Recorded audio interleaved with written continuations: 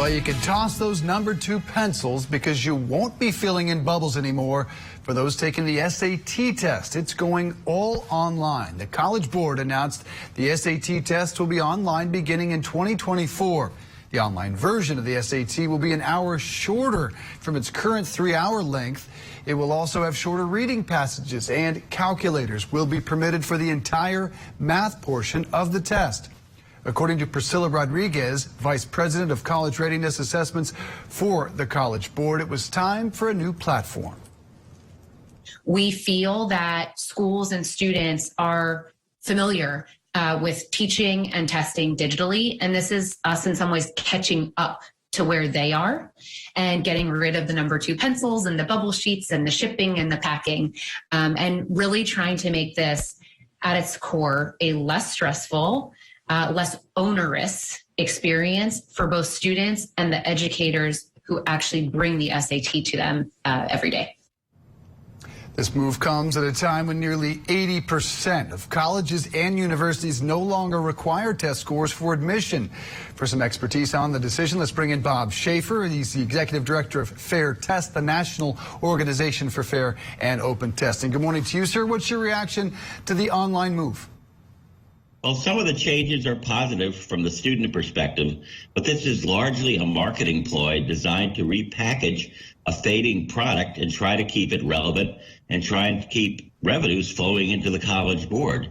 The number of test takers last year for the SAT declined by a quarter, by 500,000 test takers, a loss of millions and billions of dollars.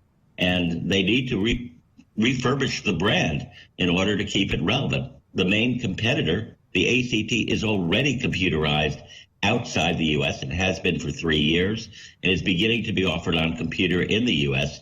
And if the SAT doesn't catch up, they will fade away. 1,800 colleges and universities no longer require either test score. How relevant is it today, and does this accomplish what they set out to? It is not very relevant at all. 1,816 four-year schools out of 2,300 will not require test scores from current high school seniors.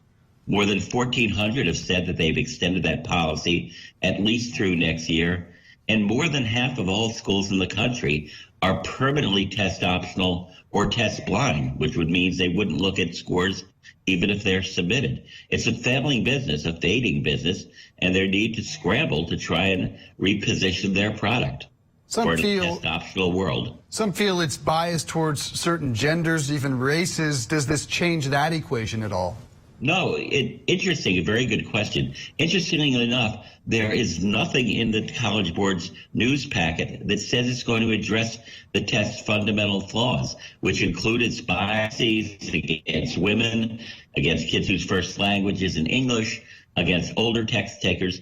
Nothing will change its susceptibility to high-priced coaching, in which affluent parents can buy test prep steroids to boost their scores, and nothing will make it more useful in the college admissions process.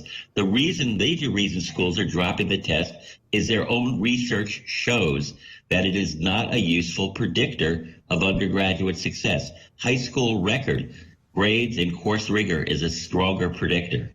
Students will get their results faster. Let's talk about the fact that it's now shorter and you can use a calculator on the math portions. Will that help paint a more accurate picture of a student's capabilities? I don't know if it'll paint a more accurate picture. They've said nothing about improving the validity, the predictive accuracy of the test. It makes the product more student-friendly, and that's what they're trying to do. I mean, even their own news release talks about trying to reposition the SAT as an optional test in a test-optional world.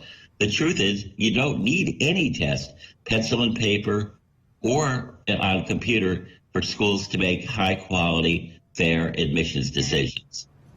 Going digital certainly keeps up with the pace around the country, but in terms of having availability of laptops and tablets, does that present its own set of challenges? It certainly, from what we've seen from college admissions counselors in high schools who've reacted, yes, it certainly does. Many schools don't have sufficient computers or sufficient bandwidth to administer the test.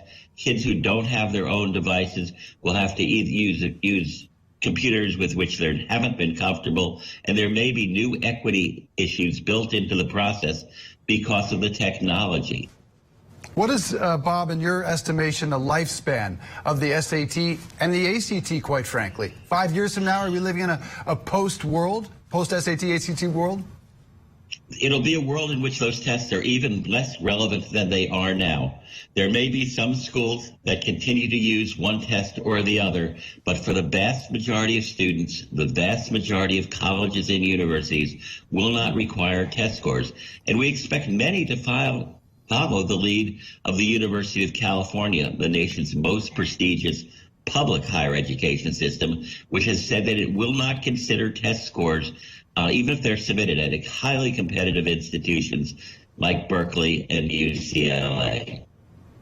Wow, interesting insight there. If you need to find out which schools are SAT optional or don't require a test for admission, go to fairtest.org. Bob SCHAEFFER, Executive Director of Fair Test, appreciate you joining us this morning. Thanks. Thank you.